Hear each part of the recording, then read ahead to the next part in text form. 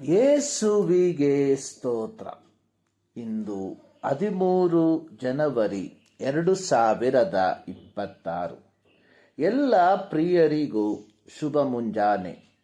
ಈ ದಿನದ ಧ್ಯಾನ ಭಾಗ ಪೇತ್ರನು ಬರೆದ 2ನೇ ಪತ್ರಿಕೆ 1ನೇ ಅಧ್ಯಾಯದ 10ನೇ ವಾಕ್ಯ. ಆದದರಿಂದ ಸಹೋದರರೇ, ದೇವರು ನಿಮ್ಮನ್ನು ಕರೆದದ್ದನ್ನು ಆದುಕೊಂಡದ್ದನ್ನು ದೃಢಪಡಿಸಿಕೊಳ್ಳುವುದಕ್ಕೆ ಮತ್ತಷ್ಟು ಪ್ರಯಾಸಪಡಿರಿ. ಹೀಗೆ ನೀವು ಮಾಡಿದರೆ ಎಂದಿಗೂ ಎಡವುವುದಿಲ್ಲ. ಪೇತ್ರನು ದೇವಜನರಿಗೆ ಸದ್ಗುಣಗಳನ್ನು ಕೂಡಿಸಿಕೊಳ್ಳಿರಿ ಎಂದು ಪ್ರಬೋಧಿಸುವುದರ ಮೂಲಕ ಆಧ್ಯಾತ್ಮಿಕತೆಯ ಬೆಳವಣಿಗೆಗೆ ಬೇಕಾದ ಕಾರ್ಯಗಳನ್ನು ಮಾತ್ರ ಆಯ್ಕೆ ಮಾಡಿಕೊಳ್ಳಲು ಒತ್ತಾಯಿಸುವವನಾಗಿದ್ದಾನೆ ಮತ್ತು ನಿತ್ಯತ್ವದ ವಾಸ್ತವಿಕತೆಯನ್ನು ಈ ಐಹಿಕ ಲೋಕದಲ್ಲಿಯೇ ಆನಂದಿಸಲು ನೀವು ಆಧ್ಯಾತ್ಮಿಕವಾಗಿ ಶ್ರದ್ಧೆಯಿಂದ ಬಾಳ್ವೆಯನ್ನು ನಡೆಸಬೇಕೆಂದು ಆಜ್ಞಾಪಿಸುವವನಾಗಿದ್ದಾನೆ. ಪ್ರಿಯರೇ, ಕ್ರೈಸ್ತ ಜೀವಿತವು ಶ್ರದ್ಧೆಯಿಂದ ನಿರ್ವಹಿಸಬೇಕಾದ ಒಂದು ಜೀವಿತವಾಗಿದೆ. ಪೇತ್ರನು ಬರೆದಿರುವಂಥದ್ದು ಅಥವಾ ಗ್ರೀಕ್ ಸತ್ಯವೇದದಲ್ಲಿ ಬರೆದಿರುವಂಥದ್ದು, ಆದದರಿಂದ ಸಹೋದರರೇ, ನಿಮ್ಮನ್ನು ಕರೆದಿರುವುದನ್ನು ಆರಿಸಿಕೊಂಡಿರುವುದನ್ನು ಖಚಿತಪಡಿಸಿಕೊಳ್ಳಲು ಹೆಚ್ಚು ಶ್ರದ್ಧೆಯಿಂದಿರ್ರಿ ಎಂಬುದಾಗಿ. ನಮ್ಮ ಕರೆಯುವಿಕೆಯು ಮತ್ತು ಆಯ್ಕೆಯು ಖಚಿತಪಡಿಸಿಕೊಳ್ಳುವುದು ಹೇಗೆಂದರೆ, ನಮಗೆ ದೇವರೊಂದಿಗಿರುವ ನಮ್ಮ ನಂಬಿಕೆಯ ಮೇಲೆ ಕೇಂದ್ರೀಕೃತವಾಗಿರುತ್ತದೆ.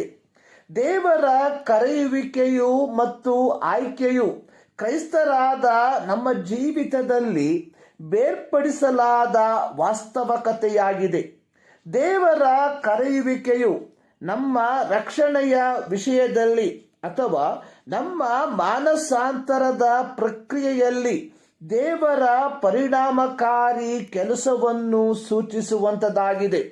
ಯೇಸುವಿನ ಐಹಿಕ ಸೇವೆ ಆರಂಭವಾಗುವಂಥದ್ದು ಪರಲೋಕ ರಾಜ್ಯವು ಸಮೀಪಿಸಿತು, ದೇವರ ಕಡೆಗೆ ತಿರುಗಿಕೊಳ್ಳಿರಿ ಎಂಬ ಕರೆಯುವಿಕೆಯೊಂದಿಗೆ. ಮತ್ತಾಯನು ಬರೆದ ಸುವಾರ್ತೆ 4ನೇ ಅಧ್ಯಾಯದ 17ನೇ ವಾಕ್ಯ. ಪಂಚಾಶತಮ ದಿನದಂದು ಪವಿತ್ರಾತ್ಮ ಭರಿತರಾದ ಅಪೋಸ್ತಲರು ಅವರ ಮುಂದಾಳತ್ವವನ್ನು ವಹಿಸಿ ಪ್ರಸಂಗಿಸಿದ ಪೇತ್ರನು ಜನರಿಗೆ ಹೇಳಿದ್ದು, ನಿಮ್ಮ ಪಾಪಗಳು ಪರಿಹಾರವಾಗುವುದಕ್ಕಾಗಿ ನಿಮ್ಮಲ್ಲಿ ಪ್ರತಿಯೊಬ್ಬರೂ ದೇವರ ಕಡೆಗೆ ತಿರುಗಿಕೊಂಡು ದೀಕ್ಷಾಸ್ನಾನ ಮಾಡಿಸಿಕೊಳ್ಳಿರಿ ಎಂಬ ಕರೆಯುವಿಕೆಯನ್ನ ಕೊಟ್ಟನು. ಅಪೊಸ್ತಲರ ಕೃತ್ಯ 2ನೇ ಅಧ್ಯಾಯದ 38ನೇ ವಾಕ್ಯ.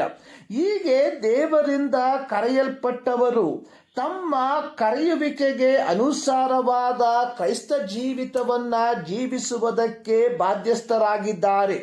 ಯೋಹಾನನು ಬರೆದ ಸುವಾರ್ತೆ 15ನೇ ಅಧ್ಯಾಯದ 16ನೇ ವಾಕ್ಯದಲ್ಲಿ ಯೇಸು ಹೇಳಿರುವಂಥದ್ದು, ನೀವು ನನ್ನನ್ನು ಆರಿಸಿ ತೆಗೆದುಕೊಂಡಿಲ್ಲ, ನಾನು ನಿಮ್ಮನ್ನು ಆರಿಸಿ ತೆಗೆದುಕೊಂಡೆನು. ನೀವು ಹೊರಟು ಹೋಗಿ ಫಲ ಕೊಡುವವರಾಗಬೇಕೆಂತಲೂ ನೀವು ಕೊಡುವ ಫಲವು ನಿಲ್ಲುವಂಥದ್ದಾಗಬೇಕೆಂತಲೂ ನಿಮ್ಮನ್ನು ಆರಿಸಿಕೊಂಡಿದ್ದೇನೆ.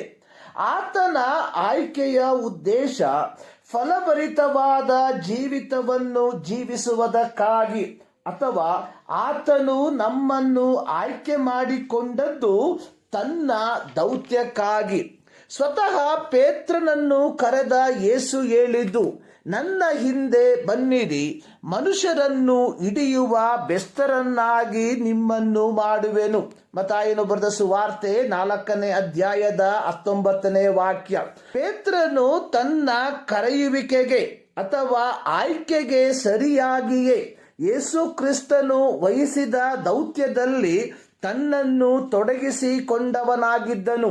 ಆದುದರಿಂದಲೇ ತಾನು ಪೀಡನೆಗಳ ಮೂಲಕ ಹಾದು ಹೋಗುತ್ತಿರುವ ದೇವಜನರಿಗೆ ಹೇಳಿರುವಂಥದ್ದು, ನೀವು ಸದ್ಗುಣಗಳನ್ನು ನಿಮ್ಮ ದೈನಂದಿನ ಜೀವಿತದಲ್ಲಿ ಕೂಡಿಸಿಕೊಂಡವರಾಗಿ ನಿಮ್ಮ ಕರೆಯುವಿಕೆಗೆ ಅಥವಾ ಆಯ್ಕೆಗೆ ಅನುಸಾರವಾಗಿ ಜೀವಿಸುವುದಕ್ಕೆ ಪ್ರಯಾಸ ಪಡಿರಿ.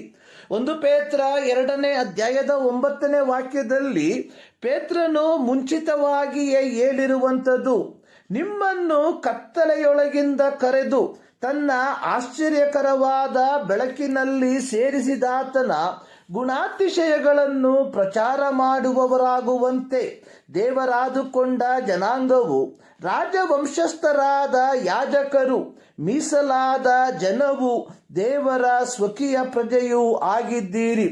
ಪ್ರಿಯರೇ ಅಥವಾ ಕ್ರೈಸ್ತರೇ, ನಾವು ದೇವರಿಂದ ಆಯ್ಕೆ ಮಾಡಲ್ಪಟ್ಟವರು ಎಂಬ ಪರಿಜ್ಞಾನದಲ್ಲಿ ನಾವು ಸಂತೋಷಿಸುವಂತವರು. ಅದರೊಂದಿಗೆ ನಮ್ಮ ಆಯ್ಕೆಗೆ ಅನುಸಾರವಾಗಿ ಜೀವಿಸುವಂತವರಾಗಿದ್ದರೆ ನಾವು ಎಂದಿಗೂ ನಮ್ಮ ಕ್ರೈಸ್ತ ಜೀವಿತದಿಂದ ಹಿಂಜಾರಿ ಹೋಗುವುದಕ್ಕೆ ಆಸ್ಪದವಿರುವುದಿಲ್ಲ. ಈ ಮುಂಜಾನೆಯಲ್ಲಿ ಸರ್ವಶಕ್ತನಾದ ದೇವರು ಈ ಅಧ್ಯಯನದ ಮೂಲಕ ನಿಮ್ಮನ್ನು ಆಶೀರ್ವದಿಸಲಿ.